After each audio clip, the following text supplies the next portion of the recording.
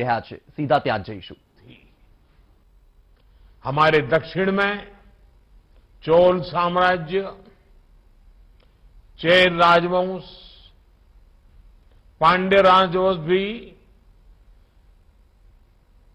जिन्होंने समुद्री संसाधनों की शक्ति को समझा और उसे एक अभूतपूर्व ऊंचाई दी, उन्होंने न सिर्फ अपनी समुद्री शक्ति का विस्तार किया, बल्कि इसकी मदद से दूर सुदूर के देशों तक व्यापार को ले जाने में भी सफल रहे.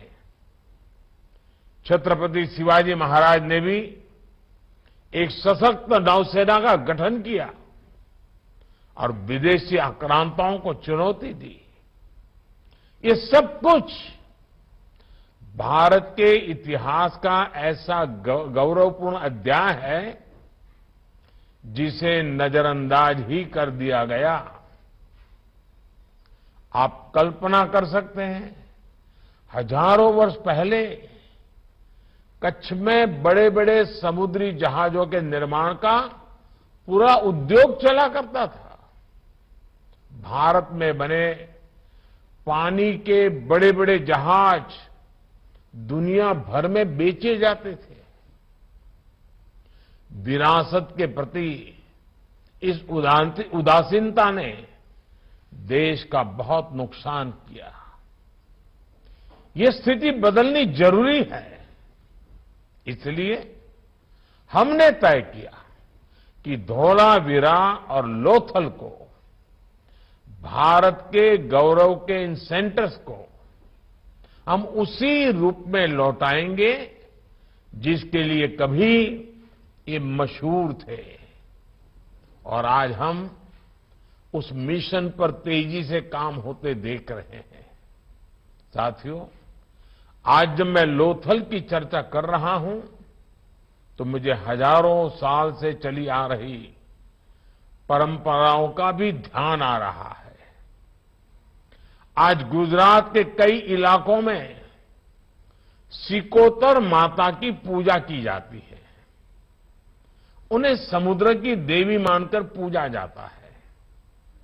हजारों वर्ष पूर्व के लोथल पर रिसर्च करने वाले जानकारों का मानना है कि उस समय भी सिकोतर माता को किसी न किसी रूप में पूजा जाता था. कहते हैं, समुद्र में आने से पहले सिकोतर देवी की पूजा की जाती थी ताकि वो यात्रा में उनकी रक्षा करें. इतिहासकारों के मुताबिक सिकोतर माता का संबंध सोकोत्रा द्वीप से है, जो आज अदन की खाड़ी में है. इससे पता चलता है कि आज से हजारों साल पहले भी खंभात की खाड़ी से दूर दूर तक समुद्री व्यापार के रास्ते खुले हुए थे. साथियों, हाल ही में वड़नगर के पास भी खुदाई के दौरान सिकोतर माता के मंदिर का पता चला है. कुछ ऐसे साक्ष्य भी मिले हैं जिनसे प्राचीन काल में यहां से समुद्री व्यापार होने की जानकारी मिलती है. इसी तरह सुरेंद्रनगर के जिंजूवाड़ा गांव में लाइट हाउस होने के साक्ष्य मिले हैं. आप भी जानते हैं कि लाइट हाउस जहाजों को रात में रास्ता दिखाने के लिए बनाए जाते थे. और देश के लोग ये सुनकर आश्चर्य से भर जाएंगे कि जिंजूवाड़ा गांव से समुद्र करीब करीब 100 किलोमीटर दूर है. लेकिन इस गांव में ऐसे अनेक साक्ष्य हैं जो बताते हैं कि सदियों पहले इस गांव में बहुत व्यस्त पोर्ट हुआ करता था. इससे इस पूरे क्षेत्र में प्राचीन काल से ही समुद्री व्यापार के समृद्ध होने की जानकारी मिलती है. साथियों, लोथल सिर्फ सिंधु घाटी मान्यता का एक बड़ा व्यापारिक केंद्र ही नहीं था, बल्कि ये भारत के सामुद्रिक सामर्थ्य और समृद्धि का भी प्रतीक था। हजारों साल पहले लोथल को जिस तरीके से एक पोर्ट सिटी के रूप में विकसित किया गया था, वो आज भी बड़े बड़े जानकारों को हैरान कर देता है। लोथल की खुदाई में मिले शहर, बाजार और बंदरगाह के अवशेष उस दौर में हुई अर्बन प्लानिंग और आर्किटेक्चर के अद्भुत दर्शन कराते हैं। प्राकृतिक चुनौतियों से निपटने के लिए जिस प्रकार की व्यवस्था यहां थी, उसमें आज की प्लानिंग के लिए भी बहुत कुछ सीखने को है। साथियों, एक तरह से इस क्षेत्र को देवी लक्ष्मी और देवी सरस्वती दोनों का आशीर्वाद प्राप्त था। अनेकों देशों के साथ व्यापारिक रिश्तों की वजह से यहां धनवर्षा भी होती थी। कहते हैं कि लोथल के पोर्ट पर उस समय 84 देशों के झंडे फहराया करते थे। इसी तरह पासी के वल्लभी विश्वविद्यालय में दुनिया के 80 से ज्यादा देशों का छात्र वहां पढ़ने के लिए आते थे। 7वीं शताब्दी में इस क्षेत्र में आए चीनी दार्शनिकों ने भी लिखा है कि तब वल्लभी विश्वविद्यालय में 6000 से ज्यादा छात्र थे। यानी देवी सरस्वती की कृपा भी इस क्षेत्र पर बनी हुई थी। साथियों, लोथल में ये जो हेरिटेज कॉम्प्लेक्स बन रहा है, उसको ऐसे बनाया जा रहा है कि भारत का सामान्य से सामान्य व्यक्ति भी इस इतिहास को आसानी से जान सके, समझ सके। इसमें अति आधुनिक टेक्निक का प्रयोग करके बिल्कुल उसी युग को फिर से सजीव करने का प्रयास किया जा रहा है। हजारों वर्ष पहले का वही वैभव, वही सामर्थ्य इस धरती पर फिर जागृत किया जा रहा है। मुझे विश्वास है ये दुनिया भर के पर्यटकों के लिए आकर्षण का बहुत बड़ा केंद्र बनेगा। इस कॉम्प्लेक्स को एक दिन में हजारों पर्यटकों के स्वागत के लिए विकसित किया जा रहा है। जैसे एकता नगर में स्टैच्यू ऑफ यूनिटी में हर रोज पर्यटकों के आने का रिकॉर्ड बन रहा है, वैसे ही वो दिन दूर नहीं जब देश के कोने कोने से लोथल में लोग इस हेरिटेज कॉम्प्लेक्स को देखने आएंगे। इससे यहां रोजगार और स्वरोजगार के हजारों नए अवसर बढ़ेंगे। इस क्षेत्र को इस बात का भी लाभ मिलेगा कि ये अहमदाबाद से बहुत दूर नहीं है। भविष्य में ज्यादा से ज्यादा लोग शहरों से यहां आएंगे, यहां के टूरिज्म को बढ़ाएंगे।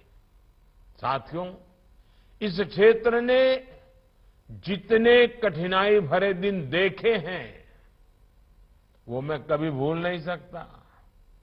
एक समय में समंदर का विस्तार यहां तक था, इसलिए बहुत बड़े इलाके में कुछ भी फसल पैदा करना मुश्किल था। 20-25 साल पहले लोगों ने तो यहां वो दिन देखे हैं कि जरूरत पड़ने पर सैकड़ों एकड़ जमीन के बदले भी कोई कर्ज नहीं देता था। कर्ज देने वाला भी कहता था कि जमीन का मैं क्या करूंगा, जमीन से कोई लाभ तो होगा नहीं। उस दौर से लोथल और इस पूरे क्षेत्र को आज हम बाहर निकाल कर लाए हैं। और साथियों, लोथल और इस क्षेत्र का पुराना गौरव लौटाने के लिए हमारा फोकस सिर्फ हेरिटेज कॉम्प्लेक्स तक ही सीमित नहीं है। आज गुजरात ने तटीय इलाकों में आधुनिक इंफ्रास्ट्रक्चर के इतने काम हो रहे हैं, तटीय इलाकों में विभिन्न उद्योगों की स्थापना हो रही है। इन परियोजनाओं पर लाखों करोड़ रुपए खर्च हो रहे हैं। अब सेमीकंडक्टर प्लांट भी यहां के गौरव को और बढ़ाएगा। हजारों वर्ष पहले लोथल और उसके आसपास का इलाका जितना विकसित था, वैसे ही इस क्षेत्र को फिर से विकसित बनाने के लिए हमारी सरकार पूरी शक्ति से काम कर रही है।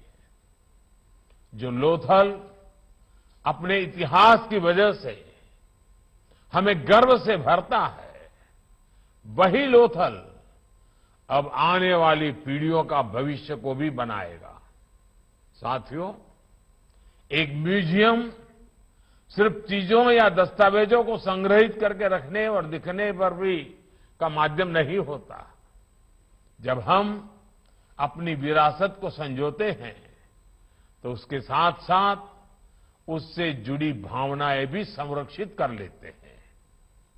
जब हम देश भर में बन रहे आदिवासी स्वतंत्रता सेनानी संग्रहालयों को देखते हैं तो पता चलता है कि भारत के स्वतंत्रता संग्राम में हमारे वीर आदिवासी नायक नायिकाओं का कितना बड़ा योगदान था।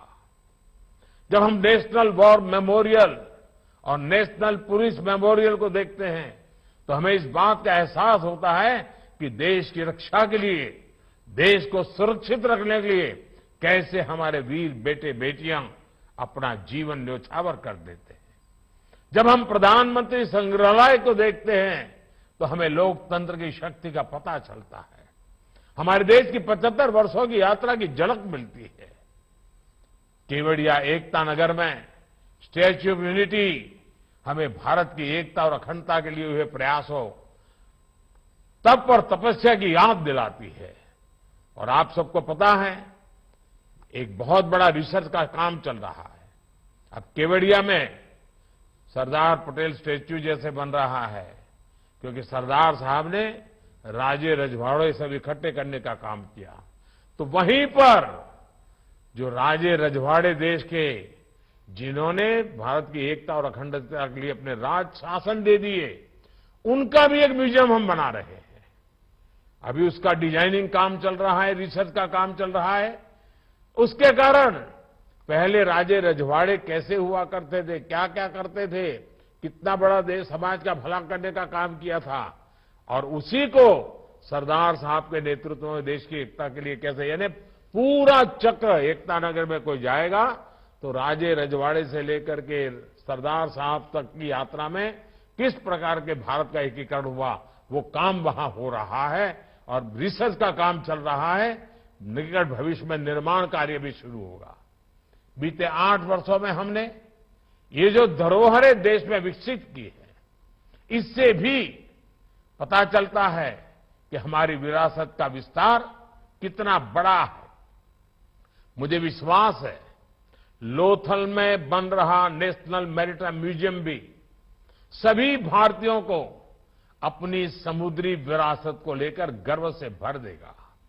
लोथल अपने पुराने वैभव के साथ फिर दुनिया के सामने आएगा। इसी विश्वास के साथ आप सभी का बहुत बहुत आभार, आप सबको बहुत बहुत शुभकामनाएं। અને અહીંયા લોથલમાં આટલા બધા ભાઈઓ બહેનો બેઠા છે તો હવે દિવાળી સામે આવી રહી છે, એ તમને બધાને આવનારા દિવસના દિવાળીના પણ ખૂબ ખૂબ શુભેચ્છાઓ, અને ગુજરાતમાં તો નવું વર્ષ પણ આવે તો તમને નવા વર્ષની પણ ખૂબ ખૂબ શુભકામનાઓ. ખૂબ ખૂબ ધન્યવાદ.